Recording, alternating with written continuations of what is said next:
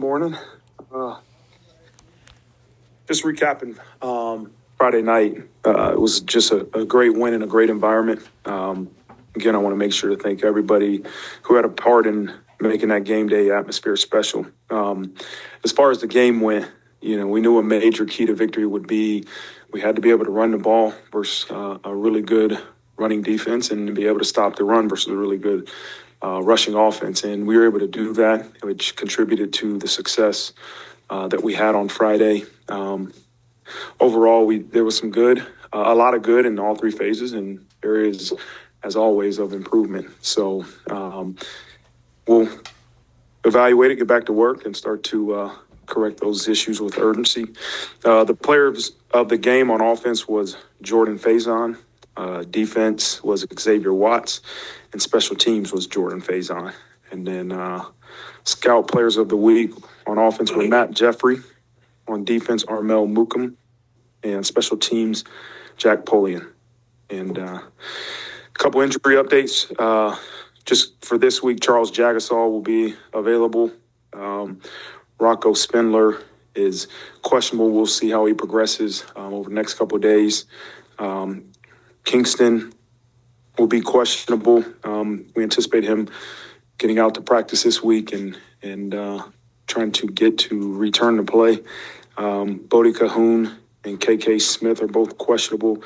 And then Riley Mills will be out for the remainder of the college football playoffs with a knee injury. So looking ahead to Georgia, as I told the team all week last week, we had one guaranteed opportunity to earn one more. And, as we get ready for Georgia, again, we'll understand we have one guaranteed opportunity as a football program to try to go and earn another one.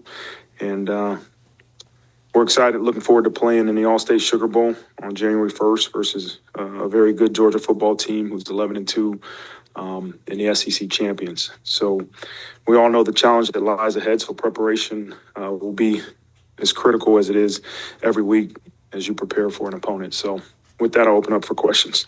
Second row on your right, Tom Noy.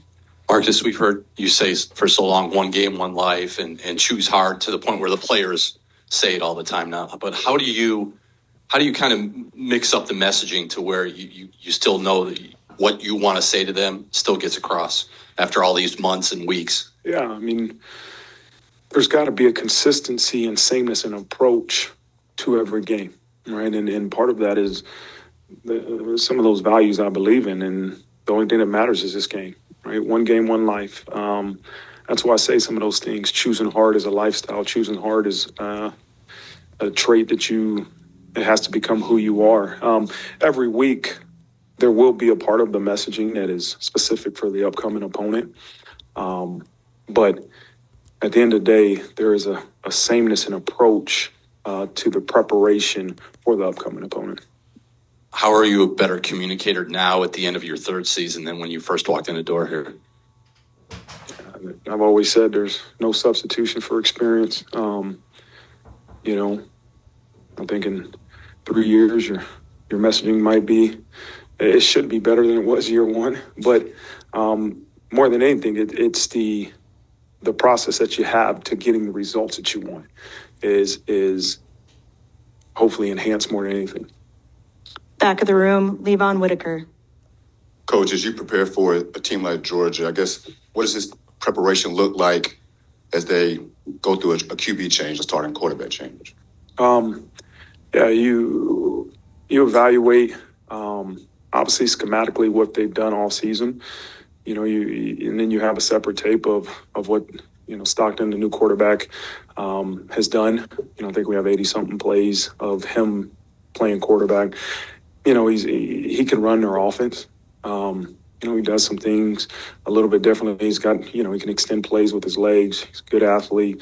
The thing I probably noticed more than anything in watching those 80 plays is he's an ultra competitive individual. You can just tell, by the way he celebrates, by the way, he goes and finishes plays. He's a competitor. I don't see it being tremendously different than what they've done all season. But we'll prepare for anything. And what is I know you kind of get a guy back that you expected to have at the beginning of the season in Charles, and now you without Riley. How do you all move forward? I mean, you've been plugging guys in all season, but how do you really move forward now without a pivotal piece of your defensive line? You can't replace Riley Mills. I mean, yes, the production, but the leadership, a captain, very similar to the things I said about Benjamin Morrison when he was out. You feel awful for him as a person. A guy that decided to come back, prove his draft stock, be a captain. The value he provided this team is tremendous, and he's done an excellent job as a football player and a leader. But you have to replace the production. You got to replace what he did for our defense in different ways. And so, we have capable guys that will step up, that have stepped up all year, that we're very confident in. And those guys will have a bigger role this week. Third row on your right, Tim Priester. Coach, it was another aggressive special teams game for you. I wonder, when you were thinking about becoming a head coach or became head coach, did you say, I want to go out and have one of the more aggressive special teams, or did Brian Mason and Marty Biaggi kind of push you in that direction, or some combination of the two? Yeah, I've always had a mindset as an individual, as a coach, to be aggressive. Even as a defensive coordinator, being aggressive. As a head coach, that I want to be aggressive. I want our program to be aggressive, but also want to make sure that we're doing things that are going to help us have success too, right? And so when I feel like I'm very confident in being aggressive in special teams because of the preparation, because of how we've game planned in the execution and practice, I'm willing to call it. And so I think that's a credit to the coordinators, to the coaches, to the players for coming up with some schematic things that people would view as aggressive. But it still goes into, do you gain conviction in practice that it was going to work in the game? You're making decisions with, these aggressive decisions in special teams, you're making them with the game on the line, with the season on the line.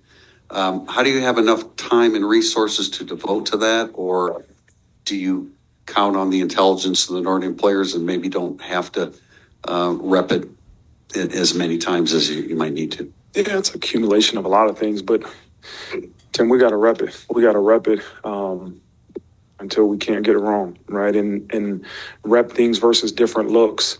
That's the one thing about aggression, especially as you look at some of the special teams fakes or reverses. Like, you're trying to figure out how a defensive player will react.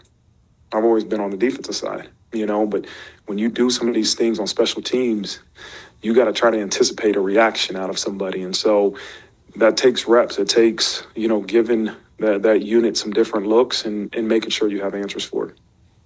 Third row up the middle, Sean Stiers. Marcus, you talked the other night about playing with physicality, and certainly your linebackers, have something to do with that. When you look at, like coming into this season, there was at least some question about that group because with the exception of Jack, there was a lot of inexperience. So how have you seen those guys kind of continue to develop and bring that speed and physicality to that group? Yeah, it was a talented group. That was just an experience, like you said. And what you've seen is them constantly improve through experience, through coaching. Coach Bulla has done an unbelievable job at developing that group. A lot of times what you see as a group is a reflection of, they always say their head coach, but the position coach. And Max Bulla has done a wonderful job of having that group ready, rotating guys, and they're all playing at a high level. Those guys are physical, aggressive football players. Are smart, really instinctive. They do a good job of preparing for the offense, and they're playing really well for us. And then with Kingston, what has he been able to do so far, and what are you going to be looking for, over the next week plus for him to be able to play next week? Yeah, mostly he's been rehabbing. Obviously getting mental work in, but hasn't been able to practice. For now, we want to see the progression into practice, and then build that confidence he built that confidence in himself and also in his coaches and the doctors that he can go out there and get his job done, which I think he will. Joining us from Zoom, Mike Griffith. Coach, one on Max Bulla. He's obviously been on the Alabama staff, has some experience with Kirby in Georgia before. How helpful is that? And then two, you have a lot of experience too, holding a Georgia offense to, I think, one touchdown through three quarters until a turnover changed things in the fourth quarter. How similar are some of the things you do at Notre Dame to some of the things you did when you were with the Bearcats? There's some similarities, I would say, defensively. Some philosophies that obviously I had then and I still have now. Our defense here is different than what it was at Cincinnati, but again, I'm sure their offense is different now than it was when in 2020. I haven't gone back and looked at that game, but maybe I will now that you bring that up. But yeah, the other point to your question, Max Bulla being in Alabama, like I probably not something that we're going to talk about much. Like, you know, what this Georgia program does is what Georgia does, and we got to continue to do what we do at Notre Dame really, really well and prepare, and we'll see what happens on game day. Third row on your right, Tim O'Malley. Coach, this is one of those, it's not one thing answers, but you mentioned shoring up, getting field goals blocked, your field goal protection unit. Technique is if you're noticing the kicks are low, okay, we can remove the 60-yarder because that's going to be a low kick. But what is an issue that you think you can find if it takes in a week? Yeah, there's a couple of different things. You know, the issue from Friday was not the issue from a couple weeks back. You know, it was a low kick. Mitch, we just got to get a little bit more height on that. Early in the season was more protection issues than the actual kick. But just mishit it a little bit low, you know, but really did some good things. Mitch did some wonderful things in that game. And again, his confidence level is high and mine is in him too. So I know you can't divulge who's taking over for Riley Mills, but Heinisch was a quick fix for Howard Cross. It seemed an obvious reserve to go in. Rubio, it seemed that way for Mills. How do you prepare a guy? Heinisch was never injured this year. How do you prepare a guy like Rubio and then someone Sevillano, anyone coming up to the pipe in a week for this challenge? You don't prepare them in a week. They've been preparing every single day all season long. And that's why every rep you do in practice matters and is evaluated, because you don't know when that rep is going to be thrust against Georgia, right? And so you have to prepare in a way in practice that you're, one, improving, but two, you're ready if your number's called. And we got a lot of guys that prepare that way and that will have a bigger role. But obviously, you know, Donnie's played at a high level. Gabe Rubio's playing at a high level, and Howard's obviously back. So we'll get whoever that fourth and fifth guy ready to roll. But they've been preparing for this moment all season. It's not something that you just do right now. Front row on your left, Jack Sobel. Marcus, kind of following up on Levon's question from earlier, like you now have two of your five captains out for the season. Like, how have you been able to kind of keep going and steady the ship after these losses, and how do you do it again after a Mills injury? It's the same way you do it after you lose in Northern Illinois, right? You find out the most about your team and yourself as an individual in tough times, in the lowest moments, right? And what I learned about this program in its lowest moments is that they're resilient, they're tough, they continue to battle, and they choose to find ways to elevate.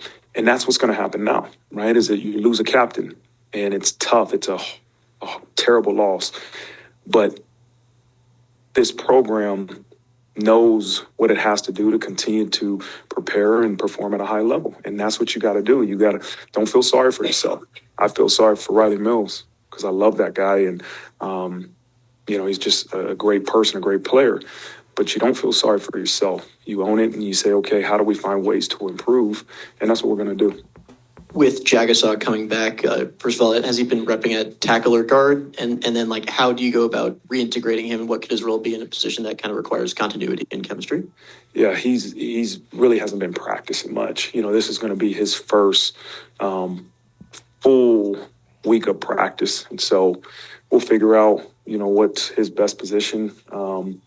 as we continue to game plan and move forward. But, there's a consistency in that offensive line. They've been doing a really, really good job. At the end of the day, we're going to do what's best for Notre Dame. But there's a lot of confidence we have in the guys that have been there and with Charles coming back.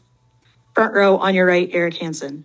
Hey, Coach, with the portal business ongoing all across college football and people trying to find new homes and so forth, how do you balance both the incoming and guys that might want to be outgoing with trying to keep the focus for this game? Yeah. There's times you got to wear different hats. And, up until it was preparation for Indiana and Saturday, you kind of put on a different hat and said, okay, hey, let's look at a couple of different portal situations. And now we're back to preparing for Georgia. And so, we try to eliminate as many distractions as we can for our current players and our program and what we're trying to do. But we also know the transfer portal is a part of college football right now. Our current guys have been great. They're ready to prepare the right way. And nothing, haven't heard anything about a guy trying to go to the portal right now. And then when Jeremiah came in after the game, he sounded a few octaves deeper and mentioned that he hadn't been feeling well beyond the knee and so forth. Can you take us through what it took to get him on the field playing like that? Oh, we didn't do anything for him. That was all him. He is a tough individual that had some flu-like symptoms that, did what it took for him to be able to go out there and perform. And Katie showed me an interview. At least he kept his clothes on in pregame warm-up, not like some of those wideouts did. But he's a competitor, man. There was nothing that was going to prevent Jeremiah Love from playing on Friday, and he played at a high level too. Third row on your left, Pete Byrne. Marcus, I know you're going to keep your players focused and your own on this particular game, but you guys are now 1 of 8 in this larger bracket that the whole sports world is talking about right now. They've got the product that fans have been dying for. I'm just curious, for you as a competitor, what's it like to be a part of this and to know that there's a really difficult but really awesome potential path ahead? Yeah, obviously this is a first for me. And really anybody in college football, as you talk about a 12-team playoff, you're prepared for this first round like it was maybe even a bowl game-ish type opportunity. But then you realize once the game was over, you got to go back to preparation. And that's probably what I've noticed more than anything. It's, during the season, you have the next one. But in the playoffs, you got to prepare in a way that gives your program the best opportunity to win, put everything on the table. And then if you're able to get the outcome you want, you got to go right back to preparation. And so it's been unique. You're grateful to be a part of this thing. To be a part of the last 8 teams in the college football playoff, you're grateful. And it speaks volumes about this football program, about our players, coaching staff, and everybody involved, the work they put in. And so continue to do that. Everybody knows it's a big game. The approach, the preparation must continue to have some consistency in what we've done. But then there's got to be a little bit of elevation. As I always say, every single week, we got to do it a little bit better. How did your schedule adjust for Christmas? Did the guys get away at all, or are they here the whole time? Get away, like go home. Like, do the players get to go home at all, or are they here? No. We're gonna celebrate Christmas together, and then I haven't met with them yet. We'll meet today, but it's an honor. It's a privilege to be able to celebrate Christmas together, with your football program, with your football family, and to be practicing for a college football playoff game. And there's a lot of college football teams that would want to do that. And so we got to make sure we understand, and our guys do. Our guys, and none of those guys are thinking about going home. At least they won't tell me if they are. But we're going to have Christmas together, and I wouldn't want it any other way. Front row on your right, Pete Sampson. the receiver position in a big moment, was that as productive as you felt like that group had played, particularly with like some competitive catches? Yeah. Or something you've been looking for? Yeah, they made some big catches. In 50-50 balls and tight windows. The catch that Jaden Greathouse made was so impressive. The throw was impressive, but the catch was impressive that he made in between two defenders. Like that's what is the expectation out of that room. You know, and they continuously gotten better. They're getting better, like everybody on our team's doing. But it's really good to see them make those big contested catches in big moments because we're going to need that as we continue to move forward. And then Jordan Faison specifically, I mean, could you put into context just what the ankle at A&M did to his season? I mean, did that just sort of set him back beyond just like a nagging injury? Yeah, I think it delayed, I often call it delayed gratification. Like, he plays lacrosse, and so he misses spring ball, had a good training camp, and then he gets an ankle sprain versus A&M that kind of set him back for a couple weeks, and you're starting to see him get back to being the Jordan Faison we know he can be. I mean, the guy is always in the right position. He's always making the play. He's a gamer, but he's also a great practice player too. And, it's just good to see him performing at a high level right now when it matters the most. Back row on your left, Sabrina Hoover. Coach, how does the history of the 1981 Sugar Bowl, does it influence the team's preparation and mindset heading into this matchup? Ooh, you're going to give me a little history update. I've been preparing for Georgia. What's the history of the 1981 Sugar Bowl? Was that Herschel Walker beat Notre Dame? Yeah. Oh, I didn't know that? No. But I know Herschel Walker was a great player. I'll tell you that. That's what I'll tell you about that. Is that the only time we played Georgia? Is that right? No, not. Yeah, okay. Yeah, I know we played, 17? And yeah. But no, I didn't know. I'm sorry about that. Yeah. No, you're good. And then kind of planning for Georgia's defense, like linebacker like Jalen Walker, given his versatility and ability to impact the game. How do you plan to go up against a guy like that? Yeah, he is, he's one of them, if not the best linebacker we'll face all year. He's a problem. He does some really good things in the run and the pass game. He's physical, strike you, good instincts. He's a really, really good football player. And you can't run around linebackers. You got to go and you got to attack. And so it's going to be a great challenge for us. I think he's a heck of a football player. Got a lot of respect for him. Front row on your left, Tyler Horka. Coach, I know you didn't mention Bryce Young in the injury report, so I'm assuming he's good to go. Just kind of what has his last couple of days been like since that playoff game and what he actually did in that playoff game as a true freshman? With all the injuries you've had on the defensive line, how big is his stability? Yeah, he played really, really well. He's played well all season. He's a difference maker, man, to be a true freshman and playing at the level he's playing at. He's got some great genetics, Make sure to give mom a shout out too. But he prepares the right way, and he's performing at a high level, and he's a huge part of what we're doing defensively. And we're going to need another big game out of him as we get ready for Georgia.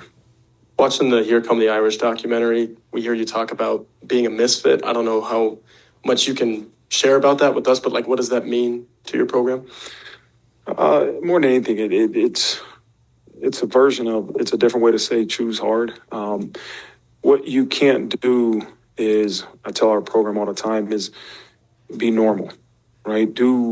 Make the decisions that normal people make, right? Make the decisions that you naturally probably want to make, right? And I don't think everybody wakes up every single day and says, I want to choose hard. I don't think everybody wakes up every day and says, I can't wait to go just try to find a way to be the best version of me today in practice. I think that's a decision you have to make. And what I say is that we learn those valuable lessons in our lowest moments. We learned what it took to have success or handle success and prepare the right way after we were humbled. Don't lose that, right? And I call that the misfit mentality. Don't lose that misfit mentality.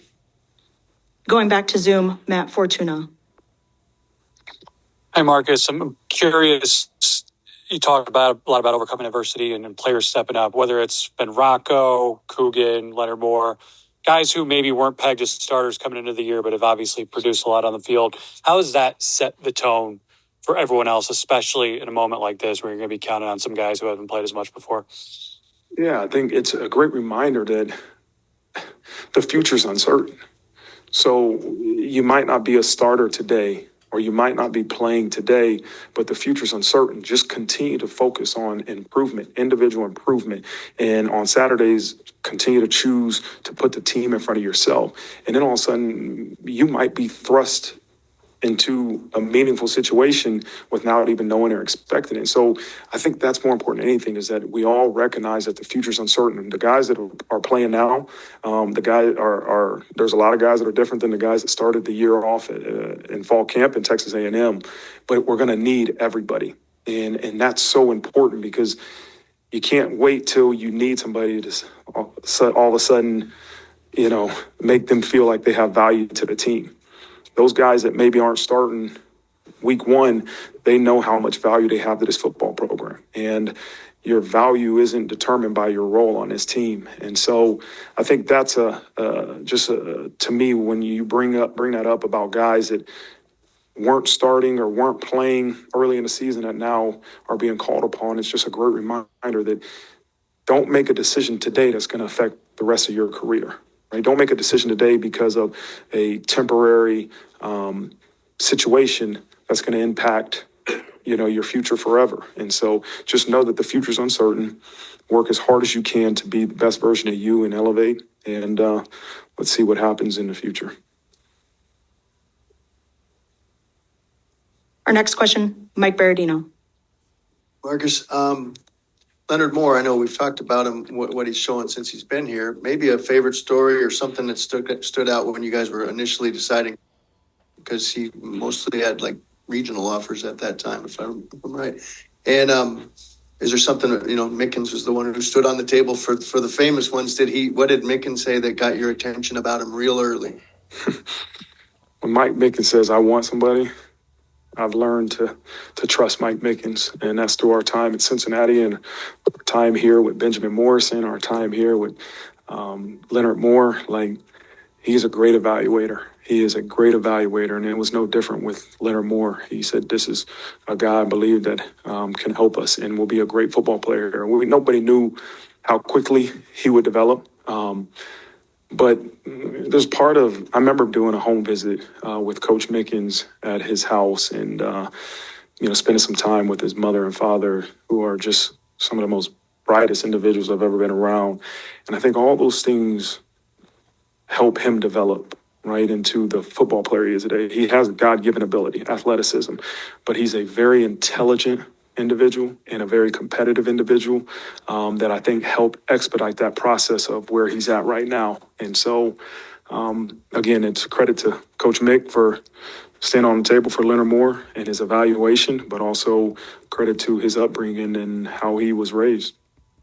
And it goes back a few months, but some of the players remember well when you had Brian Johnson come in. This is a guy who travels all around the world, right, and speaks and motivates. What's some of the aspects of that talk about heroic potential that you still draw on, that your team might still draw on, and do you stay in touch with him? I haven't talked too much, as the season, I don't get a chance to talk to really anybody as the season goes on, but I was introduced to Brian through General Fenton, who's a Notre Dame grad. I don't bring in many speakers was a guy that we did bring in, and basically is how do you become the best version of you, right? And different things that help you as an individual have the right mindset for each day. And so he came and spent some time with our players. We had his heroic book, but again, we're always looking for ways to improve as an individual, right? And the only thing I can control first is being the best version of me. I can't worry about being the best head coach right now. I got to be the best version of me, which is going to make me the best head coach I can be, right? And it's the same thing with our players and our coaches. Don't worry about being the best at your position right now. You got to be the best version of you, which is going to make you the best at your position. And so, just some different thoughts when you bring up that. Coach Freeman, thank you so much. All right. Thank you.